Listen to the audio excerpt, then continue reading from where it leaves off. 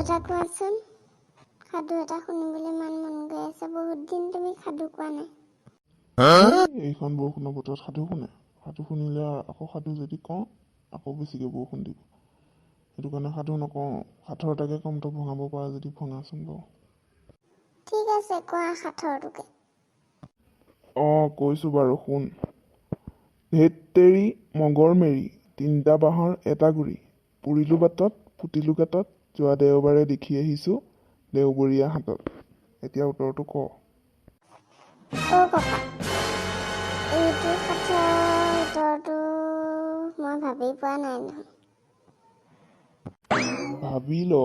তোক টাইম দিছোঁ এসপ্তাহৰ কাৰণে আজি দেওবাৰ নেক্সট দেওবাৰে মই তোক মানে টাইম দিছোঁ তই নেক্সট দেওবাৰে এইকেইদিন ভাবি আৰু মোক দেওবাৰে কবি ঠিক আছে বাৰু মই ভাবিম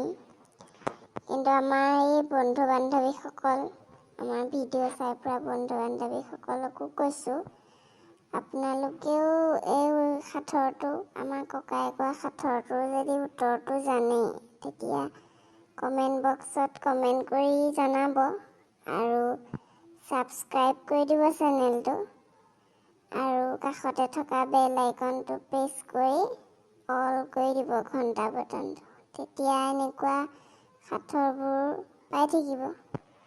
আমাৰ ককাই সাঁথৰ ধেৰ কয়